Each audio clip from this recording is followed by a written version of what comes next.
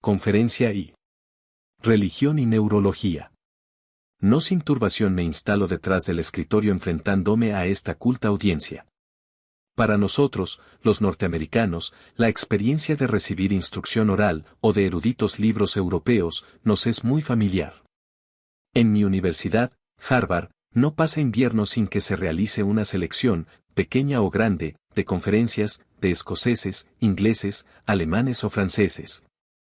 Representantes de la ciencia o la literatura en sus respectivos países, a los que persuadimos de cruzar el océano para que nos hablen, o bien atrapamos al vuelo mientras visitan nuestra tierra. A nosotros nos parece natural escuchar mientras los europeos hablan, sin embargo, lo contrario, hablar mientras los europeos escuchan, es una costumbre todavía no adquirida. Por lo que cuando se toma parte por primera vez en esta aventura se produce una cierta necesidad de excusa provocada por acción tan atrevida. Especialmente en una tierra tan sagrada para la imaginación norteamericana como es Edimburgo. La gloria de la cátedra de filosofía de esta universidad quedó impresa en mi imaginación desde la juventud. Los ensayos de filosofía del profesor Fraser, publicados en aquel tiempo, fueron el primer libro filosófico que cayó en mis manos y recuerdo muy bien cómo me maravilló la descripción de las clases de Sir William Hamilton. Las propias lecciones de Hamilton fueron los primeros escritos filosóficos que me obligué a estudiar, y a partir de ahí me sumergí en Dugald Stewart y Thomas Brown. Estas venerables emociones juveniles no envejecen nunca, y confieso que encontrar a mi humilde persona ascendida desde su soledad originaria hasta llegar a ser, ahora y aquí durante cierto tiempo, colega de esos nombres ilustres, comporta al mismo tiempo emociones entreveradas del país de los sueños y de la realidad. Sin embargo, una vez recibido el honor de tal designación, sé que no es posible rechazarlo. La carrera académica tiene sus obligaciones heroicas, por lo tanto me detendré aquí, sin más palabras deprecatorias. Nada más diré que puesto que la corriente fluye ahora, aquí y en Aberdeen, de oeste a este. Espero continúe así y también que con el tiempo se solicite a muchos de mis compatriotas para dictar conferencias en las universidades escocesas, con el intercambio consiguiente de escoceses a Estados Unidos. Espero que nuestra gente pueda moverse e influir en el mundo cada día más, espero que nuestro pueblo trabaje como un pueblo unido en lo que atañe a tan elevadas cuestiones. Y que el peculiar temperamento filosófico y político, que permea a nuestra expresión inglesa, se extienda e influya cada día más en todo el mundo. Con respecto a la forma de dictar esta cátedra, he de advertir que no soy un teólogo, ni un erudito en historia de las religiones, ni siquiera un antropólogo. La psicología es la única rama del saber en la que estoy especializado. Y para un psicólogo las tendencias religiosas del hombre deben ser como mínimo tan interesantes como cualquiera de los distintos hechos que forman parte de su estructura mental. En consecuencia, podría parecer que como psicólogo fuese más natural para mí invitaros a un estudio descriptivo de estas tendencias religiosas. Cuando la investigación es de orden psicológico, el tema de la misma no puede ser la institución religiosa, sino más bien los sentimientos e impulsos religiosos. Habré de ceñirme, pues, a aquellos fenómenos subjetivos más desarrollados que algunos hombres inteligentes y conscientes de sí mismos dejaron registrados en sus testimonios religiosos autobiográficos. Es sobremanera interesante estudiar la génesis y las primeras etapas de un tema, pero cuando se busca rigurosamente su significado profundo hemos de observar siempre sus formas más evolucionadas y perfectas. Deducimos así que son documentos tanto más interesantes los de aquellos hombres con una vida religiosa profunda y más capaces de dar una explicación inteligible de sus ideas y motivos. Estos hombres son, indudablemente, o bien escritores relativamente modernos, o bien aquellos que por su antigüedad se han constituido en clásicos del tema. No encontraremos los documentos humaines más instructivos al abrigo de una erudición especializada, sino que por el contrario los hallaremos a lo largo del camino más trillado. Esta circunstancia, que fluye con tanta naturalidad de las características de nuestros problemas, se adapta perfectamente a la menguada preparación teológica del que os habla. Mis citas, frases y fragmentos de confesiones personales están recogidos de libros que la mayoría de vosotros tuvisteis en las manos algún día, pero todo esto no irá en detrimento del valor de mis conclusiones. Cierto es que algún profesor o investigador más audaz cuando os hable en otra ocasión rescatará de las bibliotecas documentos con los que sus charlas resulten más amenas y distraídas que las mías. Pero dudo seriamente que por utilizar ese material insólito se acerque más a la esencia de la cuestión. Las preguntas, ¿qué son las tendencias religiosas? Y, ¿cuál es su significado filosófico?, denotan dos niveles de un mismo problema completamente distintos desde el punto de vista lógico, que si no se reconocen pueden llevar a confusiones. Antes de entrar en los documentos y materiales a los que me he referido, querría insistir sobre este punto. Libros recientes de lógica establecen una distinción entre dos niveles de investigación sobre cualquier tema. El primero, ¿cuál es su naturaleza? ¿Cómo se ha realizado? ¿Qué constitución? ¿Qué origen? ¿Qué historia tiene? Y en segundo lugar, ¿cuál es su importancia, su sentido y su significado actual?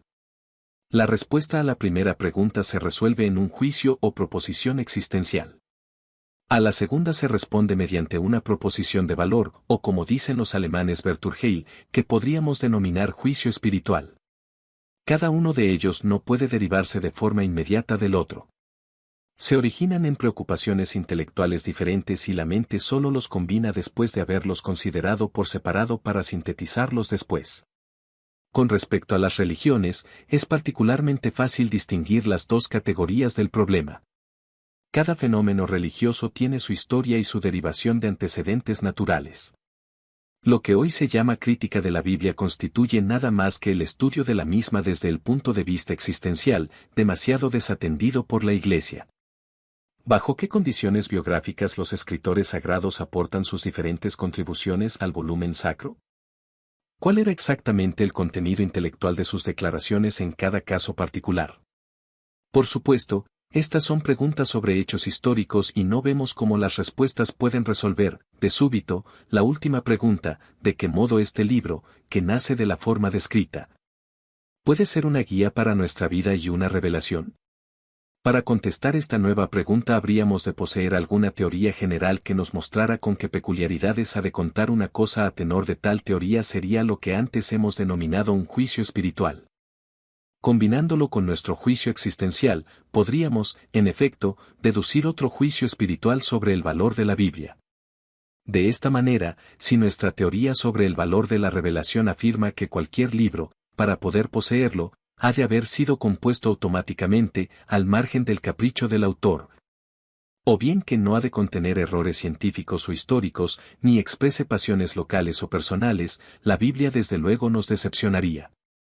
Pero si, por otro lado, nuestra teoría reconociera que un libro puede muy bien constituir una revelación, a pesar de los errores, las pasiones y la deliberada composición humana, aunque no fuera nada más que un documento verídico de las experiencias íntimas de personas de alma grande, beligerantes ante los altibajos de su destino, el veredicto sería bastante más favorable. Veríamos que lo que ellas mismas consideran hechos esenciales resultan insuficientes para determinar el valor, y que los mejores adeptos al criticismo más radical nunca confunden el problema existencial con el espiritual. Ante las mismas conclusiones que hemos alcanzado anteriormente, unos adopta una visión y otros otra sobre el valor de la Biblia como revelación, que difieren según el juicio espiritual propio con respecto al establecimiento de valores. Hago estas observaciones generales sobre los dos tipos de juicios puesto que hay muchas personas religiosas, como algunas de las presentes, segaramente, que todavía no hacen uso positivo de tal distinción y que, por lo tanto, se sorprenden un poco al principio por el punto de vista puramente existencial desde el que, en las siguientes conferencias, habremos de considerar los fenómenos de la experiencia religiosa.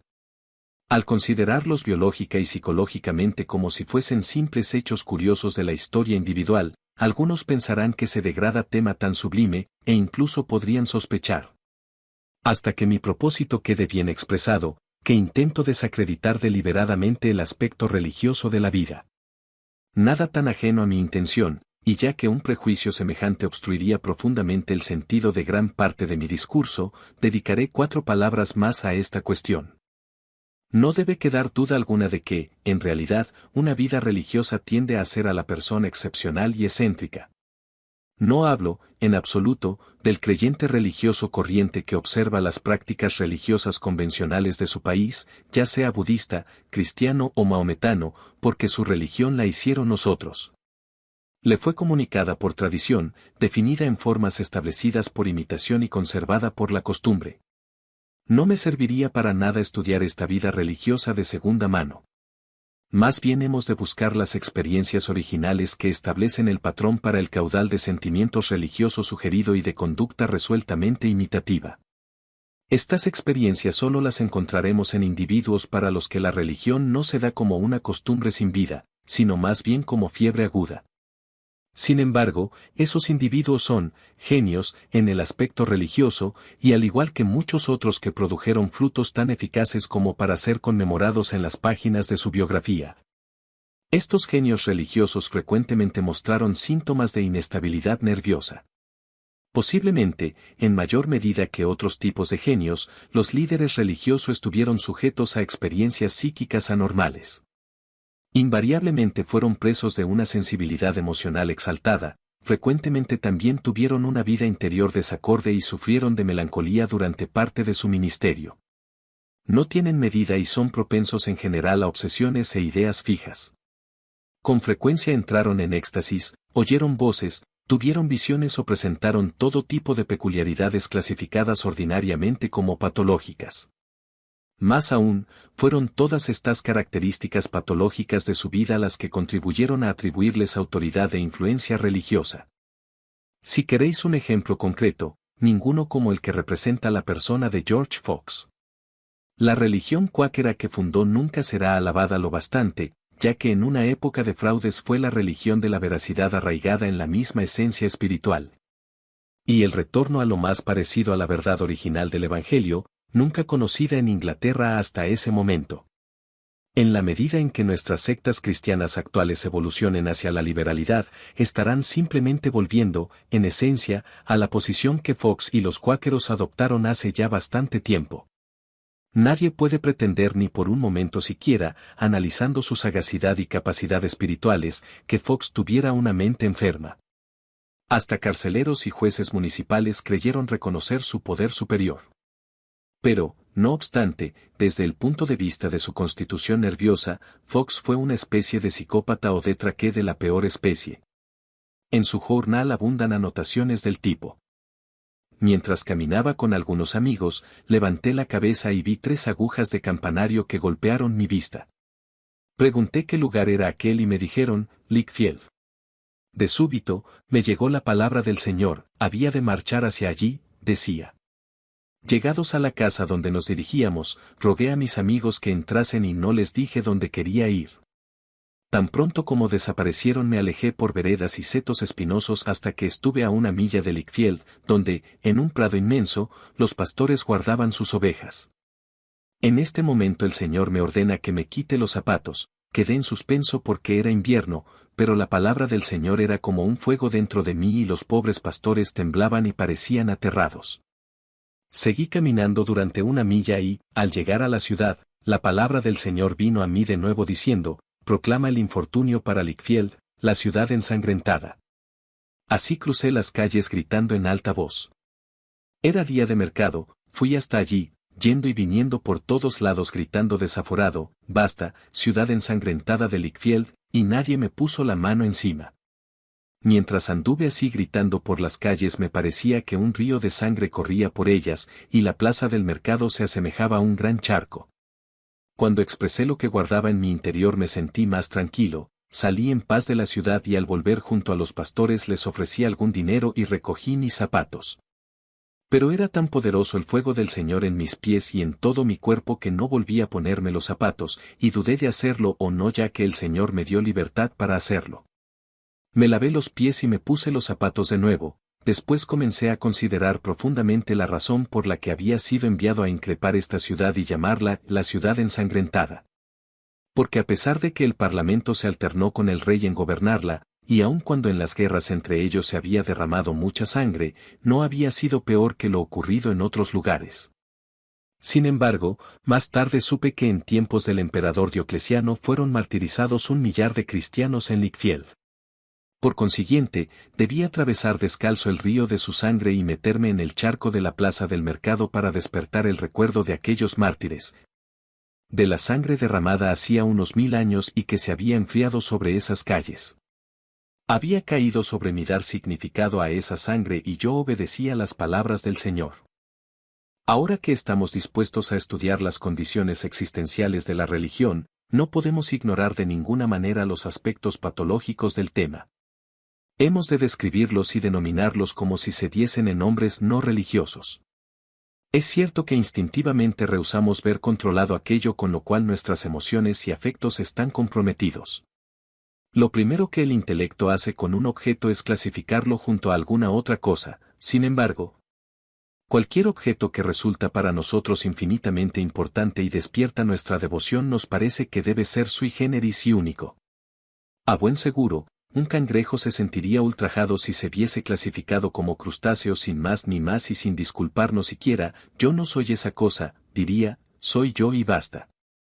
El paso siguiente que da el intelecto es descubrir las causas genéticas del objeto. Dice Spinoza, analizaré las acciones y deseos del hombre como si se tratase de líneas, planos y volúmenes. Y a continuación recalca que considera nuestras pasiones y sus propiedades con los mismos ojos con los que observa el resto de las cosas naturales. Porque las consecuencias de nuestros afectos brotan de su naturaleza con la misma necesidad con la que se deriva de un triángulo que sus 3 ángulos deben ser iguales a 2 ángulos rectos. De igual manera, Taine, en la introducción a su historia de la literatura inglesa, escribe, que los hechos sean morales o físico, no tiene importancia. Siempre tienen su causa. Hay causas para la ambición, el valor, la veracidad, al igual que para la digestión, el movimiento muscular y el calor animal. El vicio y la virtud son productos, como el vitriolo y el azúcar. Cuando leemos estos alegatos del intelecto para demostrar las condiciones existenciales de todas las cosas, un poco al margen de nuestra legítima impaciencia ante la fanfarronada un punto ridícula del programa, si observamos lo que ciertos autores son capaces de proponer hoy, nos sentiremos amenazados en los orígenes de nuestra vida más íntima. Estas crueles asimilaciones parece que amenazan revelar los secretos vitales de nuestras almas, como si el espíritu que debería explicar su origen tuviese que justificar simultáneamente su significado, y no darles a ambos más valor que a los tan útiles productos que cita Taine. Posiblemente sea la expresión más vulgar de semejante suposición la que afirma que el valor espiritual se pierde si se afirma un origen humilde. Se observa en los comentarios que la gente de escasa sensibilidad hace frecuentemente de sus amigos más sentimentales. Alfredo cree tan fervientemente en la inmortalidad porque su temperamento es muy emocional. La extraordinaria susceptibilidad de Fanny es simplemente cuestión de sobreexcitación nerviosa.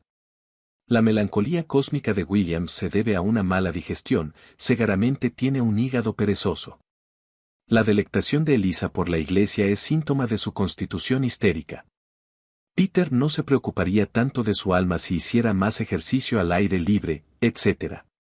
Un ejemplo evolucionado del mismo tipo de razonamiento es la moda, común hoy entre ciertos escritores, de cuestionar las emociones religiosas demostrando una conexión entre ellas y la sexualidad.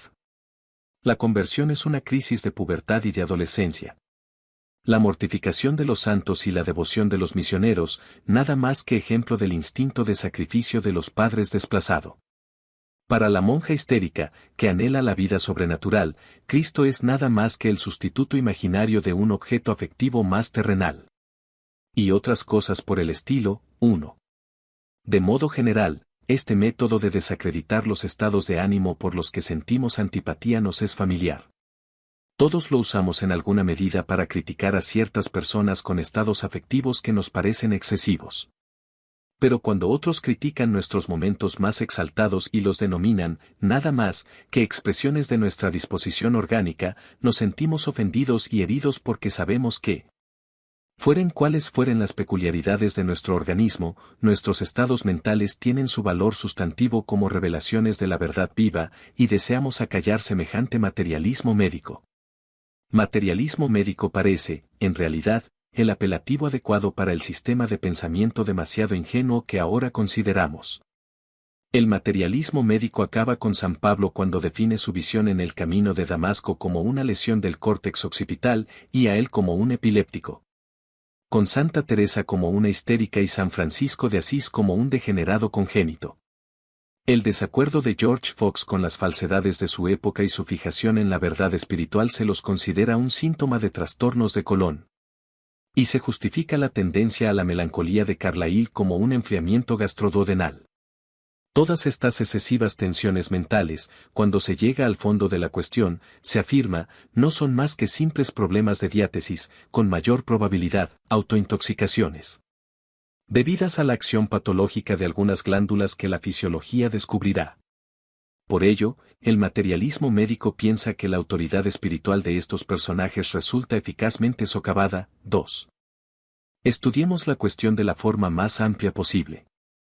La psicología moderna al encontrar claras conexiones psicofísicas válidas supone, como hipótesis práctica, que la dependencia de los estados mentales de las condiciones corporales debe ser perfecta y acabada. Si aceptamos tal suposición, concluiremos, naturalmente, que el materialismo médico debe tener razón de manera general, si no particularmente. San Pablo sufrió, en efecto, un ataque de epilepsia, y si no resueltamente epiléptico, Fox fue un degenerado congénito, Carlyle estaba, sin lugar a dudas, intoxicado en alguna forma, fuese la que fuese. Y así sucesivamente. Sin embargo, os pregunto, ¿en qué medida una relación existencial de los sucesos de la histeria mental, como la descrita, puede determinar de una manera u otra su significado espiritual? Según el postulado general de psicología al que acabamos de referirnos, no hay ni uno solo de nuestros estados de ánimo, elevado o bajo, sano o patológico que no tenga algún proceso orgánico como condición necesaria. Las teorías científicas están tan condicionadas orgánicamente como lo están las religiosas. Y si pretendiéramos un conocimiento de los hechos bastante profundo veríamos al hígado como determinante de las afirmaciones del ateo pertinaz, tan decisivamente como en el caso del metodista convencido. Preocupado por su alma. Cuando la sangre filtrase de determinada manera, tendríamos al metodista, cuando lo hiciese de otra, encontraríamos la mentalidad atea. Y así pasa con todos nuestros éxtasis y sequedades, nuestros anhelos y excitaciones, nuestras dudas y creencias. También están fundadas orgánicamente, tengan o no un contenido religioso. Defender la causalidad orgánica de un estado de ánimo religioso, para rebatir su derecho a poseer un valor espiritual superior. Es por consiguiente ilógico y arbitrario si no se ha establecido anteriormente una teoría psicofísica que entrelace los valores espirituales en general con tipos de transformaciones fisiológicas determinados. Si no es así, ninguna de nuestros pensamientos y sentimientos, ni tampoco nuestras doctrinas científicas, ni siquiera nuestras pseudocreencias, poseerán valor alguno como revelaciones de la verdad, ya que cada una de ellas, sin excepción, brota del estado del cuerpo de su poseedor en aquel momento. No vale decir que el materialismo médico, en realidad, no alcanza por sí solo estas conclusiones radicalmente escépticas. Es seguro, con la seguridad de la sencillez, que algunos estados de ánimo son interiormente superiores a otros y nos revelan mayor verdad, y para esto solo hace falta un juicio espiritual corriente. No existe teoría fisiológica sobre la producción de tales estados preferentes por medio de la cual podamos acreditarlos, y el intento de desacreditar los estados desagradables, asociándolos vagamente con los nervios y el hígado, y en conexión directa con nombres que connotan enfermedades físicas, es al mismo tiempo carente de lógica e inconsistente. Seamos justos en todo este asunto, y totalmente imparciales con nosotros mismos y con los hechos. Cuando consideramos que algunos estados de ánimo son superiores a otros, ¿es porque conocemos sus antecedentes orgánicos? No, lo hacemos más bien por dos razones completamente diferentes. Posiblemente porque nos deleitaron o porque creíamos que serían útiles para la vida. Cuando hablamos despectivamente de las fantasías febriles, el proceso febril como tal no es, a buen seguro, el motivo de nuestra descalificación, por el contrario. Parece que la temperatura de 103°C debe ser mucho más favorable para la germinación y el crecimiento de la imaginación que la temperatura corporal normal de 97° o 98° Fahrenheit. Puede tratarse de la escasa agradabilidad de las fantasías o de la incapacidad para soportar las horas críticas de la convalecencia. Cuando celebramos los pensamientos que produce la salud, el metabolismo químico peculiar de la salud no influye en la determinación de nuestro juicio. En realidad, poco sabemos de ese metabolismo. Es el carácter de la felicidad interior inherente a los pensamientos lo que los cataloga como buenos, y su capacidad para satisfacer nuestras necesidades lo que los hace aparecer como verdaderos bajo nuestra estimativa. Ahora bien, el más intrínseco y el más remoto de estos criterios no siempre se sostienen. La felicidad interior y la capacidad de servicio no siempre están de acuerdo, y lo que a primera vista parece, lo mejor, no siempre es, lo cierto, una vez juzgado por la experiencia ulterior. La diferencia entre Felipe embriagado y Felipe sereno es el ejemplo clásico de corroboración. Si el simple, sentirse bien, pudiese decidir, la embriaguez sería la experiencia humana más válida, pero sus revelaciones, por más satisfactorias que resulten en aquel momento, se insertan en un entorno que no pretende confirmación en ningún periodo de tiempo. La consecuencia de tal discrepancia entre los dos criterios es la incertidumbre que todavía persiste sobre gran parte de nuestros juicios espirituales. Hay momentos de experiencia sentimental y mística, de los que a partir de ahora oiremos hablar a menudo, que comportan cuando se producen un enorme sentimiento de autoridad interna y de lucidez, pero se dan con poca frecuencia y no en todos, por lo que el resto de la vida o no se conecta en absoluto con ellos o se tiende a contradecirlos más que a confirmarlos. Algunas personas al llegar estos casos siguen la voz del momento, y otras prefieren tener por guía la media de los resultados. Por aquí transcurre la triste discordancia evidente de tantos juicios espirituales de los seres humanos, desajuste del que nos apercibiremos agudamente antes de acabar estas conferencias. Con todo, se trata de un desajuste que nunca podrá ser resuelto por medio de un simple examen médico. Un buen ejemplo de la imposibilidad de mantenerse fiel a los exámenes médicos lo encontramos en la teoría de la causalidad patológica del genio, propuesta por autores contemporáneos. El genio, dirá el Dr. Moreau, no es más que una de las ramas del árbol neuropático. El genio, dice el Dr. Lombroso, es un síntoma de degeneración hereditaria de la variedad epileptoide y está ligado a la demencia moral. Cuando la vida de un hombre, escribe Mr. Nisbet, es notable y está descrita con plenitud suficiente para ser el tema de un estudio provechoso, cae inevitablemente en la categoría de mórbida. Y vale la pena señalar que, como norma general, cuanto mayor es el genio, mayor es el desajuste. 3. Sin embargo, estos autores, después de demostrar de manera satisfactoria que los trabajos del genio son fruto de la enfermedad, ¿actúan en consecuencia para impugnar el valor de esos frutos? ¿Deducen un nuevo juicio espiritual de su nueva doctrina sobre las condiciones existenciales? ¿Nos prohíben sinceramente que admiremos las obras del genio a partir de este momento? ¿Afirman con franqueza que ningún neurópata puede ser el portavoz de una nueva verdad? No. Sus instintos espirituales inmediatos son demasiado fuertes y se mantienen enfrente de deducciones que, puramente por amor a la consistencia lógica, el materialismo médico habría de celebrar de hecho. Un discípulo de la escuela se esforzó por impugnar el valor de los trabajos del genio en su totalidad, es decir, aquellas obras de arte contemporáneo que él mismo parece incapaz de comprender, utilizando argumentos médicos. 4. Pero la mayoría de las obras maestras son indiscutibles y la línea de ataque médica, o bien se limita a esas producciones seculares que todo el mundo considera como intrínsecamente excéntricas, o bien se centra exclusivamente en las manifestaciones religiosas. Y esto sucede porque las manifestaciones religiosas estuvieron condenadas desde el momento que desagradaron al crítico en el terreno interno o espiritual. En las ciencias naturales y las artes industriales no se le ocurre a nadie intentar rebatir opiniones poniendo en evidencia la constitución neurótica de su autor. Aquí las opiniones se comprueban invariablemente por medio de la lógica y la experimentación, sea cual sea la variante neurológica del autor.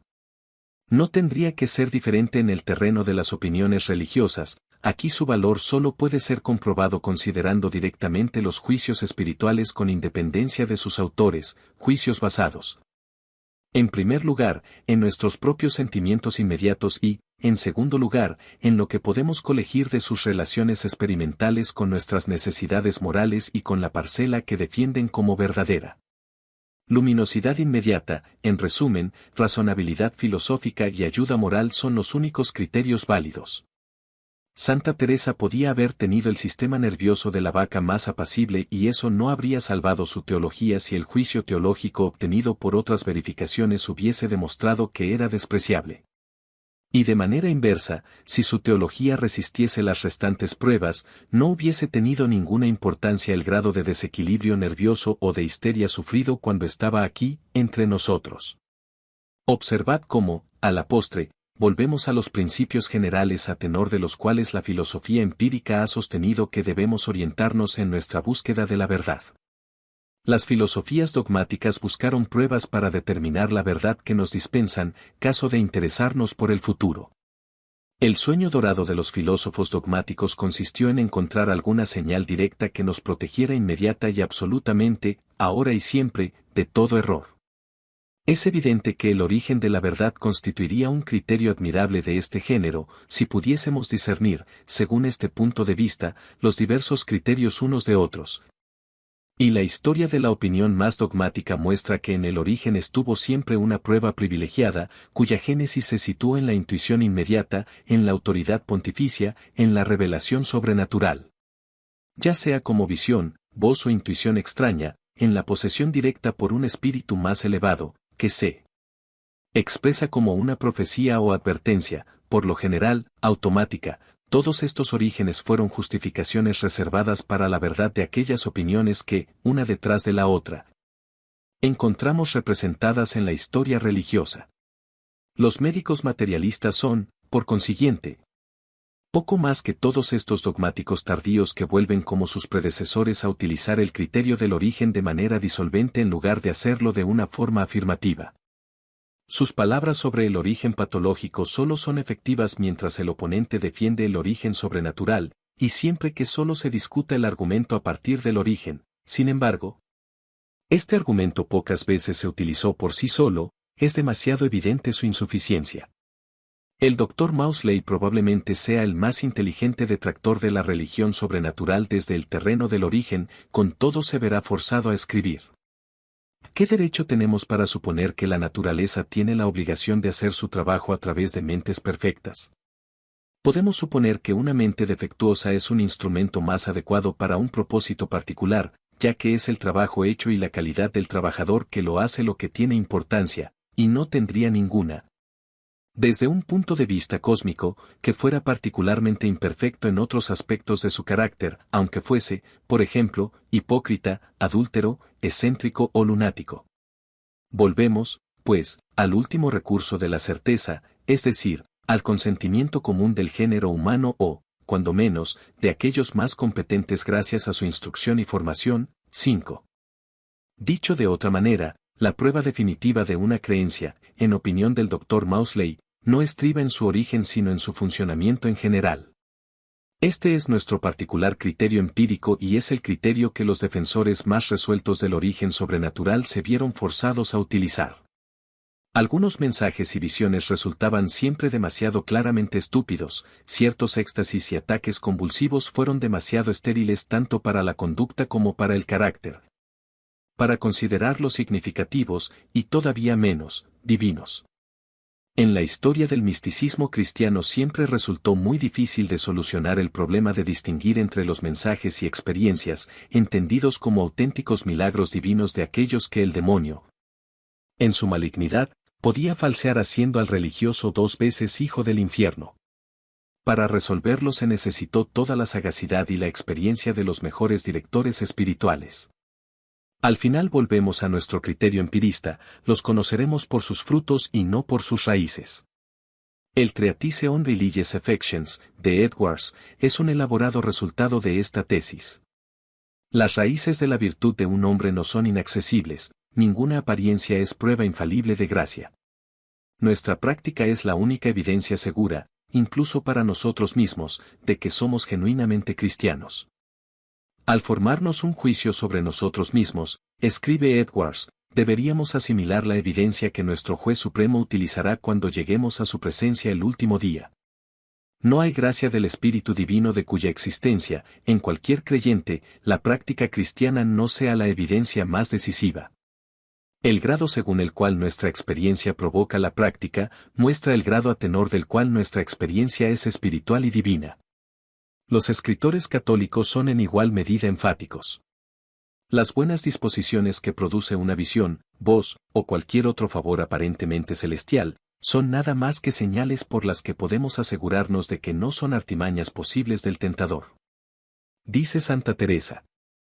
Como el sueño imperfecto, que en lugar de procurarnos más fuerza a la cabeza, solo nos deja más agotados, el resultado de sencillas operaciones de la imaginación es solo el despertar del alma. En lugar de alimento y energía, solo recogemos lasitud y fastidio, mientras que una genuina visión celestial produce un conjunto de inefable riqueza espiritual y una renovación admirable de la fuerza corporal. He alegado estas razones a aquellos que frecuentemente han acusado mis visiones de ser el trabajo del enemigo del hombre y la diversión de mi imaginación. He mostrado las alegrías que la mano divina me ha dejado, y son mis disposiciones actuales. Todos los que me conocen vieron que había cambiado, mi confesor dio testimonio del hecho, esta mejora, palpable en todos los aspectos, lejos de ser escondida fue claramente evidente a todos los hombres.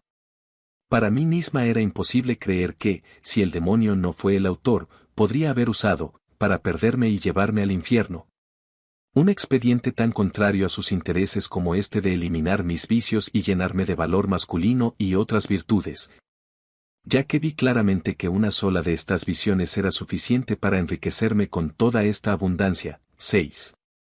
Temo haber efectuado una digresión más larga de lo necesario, y que menos palabras habrían disipado igualmente la inquietud que quizás haya surgido en alguno de vosotros cuando he anunciado mi programa patológico.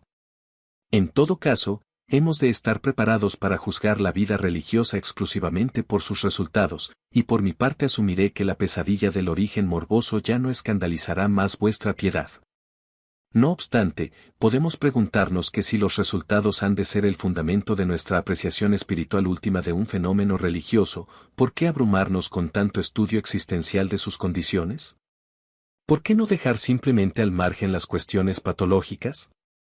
Contestaré a esto de dos maneras. Primero, afirmaría que una curiosidad irrefrenable nos anima, y segundo, que siempre entenderemos mejor el significado de una cosa si consideramos sus exageraciones, sus perversiones, sus equivalencias, los sucedáneos y consecuencias más próximos. No digo que hayamos de abandonar el tema a la condenación masiva por la que pasan las cosas de mal gusto, sino más bien que hemos de desentrañar, con la máxima precisión, en qué consiste su mérito, y, al propio tiempo, conocer a qué concretos peligros de corrupción puede también estar expuesta. Las condiciones de demencia tienen esta ventaja, aíslan factores particulares de la vida mental y nos permiten inspeccionarlos fuera de su contexto más habitual. En la anatomía mental, esto viene a ser el mismo papel que el escalpelo y el microscopio en la anatomía corporal. Para entender algo correctamente hemos de observarlo dentro y fuera de su contexto y conocer la gama completa de sus variaciones. El estudio de las alucinaciones fue, para los psicólogos, la clave para la comprensión de la sensación normal, y el de las ilusiones lo fue para la correcta comprensión de la percepción. Los impulsos morbosos y las concepciones imperativas, llamadas ideas fijas, lanzaron un rayo de luz sobre la psicología de la voluntad normal, y las obsesiones y los delirios hicieron idéntico servicio respecto a la facultad normal de creer. De manera semejante, la naturaleza del genio resultó iluminada por las tentativas, de las que ya he hecho mención, de clasificarla dentro de los fenómenos patológicos. La locura más aguda, la chifladura, el temperamento demente, la pérdida del equilibrio mental, la degeneración psicopática, por referir algunos de los sinónimos con los que ha sido denominada, tienen algunas peculiaridades y tendencias que, al ser combinadas con una cualidad superior del intelecto, hacen más probable que se distinga y afecte su época, que en el caso de que su temperamento fuese menos neurótico. Naturalmente, no hay afinidad particular entre la locura como tal y un intelecto superior. 7, ya que la mayoría de los psicópatas poseen intelectos débiles, y los superiores ordinariamente presentan sistemas nerviosos normales. Pero el temperamento psicopático, cualquiera que sea el intelecto con el que se encuentre emparejado, frecuentemente comporta vehemencia y un carácter emotivo. La persona demente posee una susceptibilidad emocional extraordinaria. Tiende a tener ideas fijas y obsesiones, sus concepciones pugnan por convertirse inmediatamente en creencias y acción y apenas tiene una idea nueva no reposa hasta que la proclama o se desahoga, de alguna manera. Una persona corriente, en presencia de una cuestión comprometida reflexiona, ¿qué tendría que pensar? Sin embargo, en una mente, perturbada, la misma pregunta tiende a tomar la forma de, ¿qué habría de hacer? En la autobiografía de aquella señora de alma elevada, Annie Besant, he leído el pasaje siguiente: mucha gente desea el éxito de una buena causa, pero muy pocos se esfuerzan por ayudar, y todavía menos arriesgan algo por estimularla. Alguien habría de hacerlo, pero ¿por qué yo? Es la eterna pregunta de la amabilidad sin carácter. Alguien habría de hacerlo porque no yo, es el grito de los sinceros servidores del hombre, mientras avanzan ansiosos de enfrentarse con un duro peligro. Entre estas dos posturas hay siglos enteros de evolución moral. Ciertamente, y entre estas dos frases se sitúan los destinos bien diferentes del mal trabajador corriente y el psicópata. Así, cuando un psicópata y un intelectual elevado convergen, dado que las inacabables permutaciones y combinaciones de la facultad humana están destinadas a unirse a menudo, en el mismo individuo, conseguimos la mejor condición posible para el tipo de genio efectivo según llega a los repertorios biográficos. Tales individuos no son simples críticos ni entendidos en su parcela intelectual, sus ideas los poseen y las imponen, para bien o para mal, sobre sus contemporáneos. Son ellos los que cuentan cuando Lombroso, Nisbert y otros autores invocan las estadísticas para defender su paradoja. Pasando a los fenómenos religiosos, consideraremos la melancolía que, como veremos, constituye un momento esencial de la evolución religiosa acabada. Tomemos la felicidad que proporciona la creencia religiosa cuando se ha conseguido. Posee el estado de intuición de la verdad que describen todos los místicos religiosos. 8. Estos son, todos y cada uno de ellos, casos particulares de tipos de experiencia humana de competencia mucho más amplia. La melancolía religiosa, sean cuales sean las peculiaridades que tenga qua religiosa, es, en cualquier caso, melancolía. La felicidad religiosa es felicidad. El éxtasis religioso es éxtasis. Y desde el momento en que renunciamos a la noción absurda de que una cosa se desvirtúa cuando es clasificada con otras, o muestra su origen, desde el momento en que aceptamos estimular los resultados experimentales y la calidad interior, al juzgar los valores, es evidente que podemos deslindar mejor el significado diferenciador de la melancolía y la felicidad religiosas, o de los éxtasis religiosos comparándolos tan conscientemente como podamos con otros tipos de melancolía, felicidad y éxtasis. Que cuando renunciamos a considerar su lugar en alguna serie más general y tratarlos como si estuviesen completamente fuera del orden de la naturaleza. Espero que este ciclo de conferencias confirme esta suposición. Por lo que hace al origen psicopático de tantos fenómenos religiosos, no sería nada sorprendente o desconcertante, aunque se nos certifique desde las alturas, que constituyen las experiencias humanas más valiosas. Ningún organismo puede ceder todo el conjunto de verdad a su propietario. Todos nosotros somos débiles en algo, o incluso enfermos, y nuestras enfermedades nos ayudan de la forma más inesperada. En el temperamento psicopático se da la emotividad, que es el sine qua non de la percepción moral, tenemos la intensidad y la tendencia al énfasis que son la esencia del vigor moral práctico. El amor metafísico y el misticismo que estimulan el interés personal más allá de la superficie del mundo de la razón. Así, pues, que más natural que semejante temperamento introduzca al hombre en las regiones de la verdad religiosa, en los rincones más recónditos del universo, y que el tipo filisteo de robusto sistema nervioso, que enseña los bíceps para que los tienten, se golpea el pecho y agradece al cielo no tener en su constitución una sola fibra enferma, esconda todo aquello a sus satisfechos poseedores? Si algo como la inspiración que procede de un reino superior existe, podría ser que el temperamento neurótico proporcionara la condición principal de la receptividad requerida. Y una vez dicho todo esto me parece que puedo dejar el tema de la religión y la neurosis. La mayoría de los fenómenos colaterales, sanos o enfermos, con los que los diversos fenómenos religiosos se han comparado para poder entenderlos mejor, constituye lo que en un lenguaje pedagógico se llama la masa perceptiva, en la que se nos incluye La única novedad que puedo imaginar en este ciclo de conferencias quizás estribe en la amplitud de la masa perceptiva. Intentaré discutir las experiencias religiosas en un contexto más amplio del utilizado usualmente en cursos universitarios.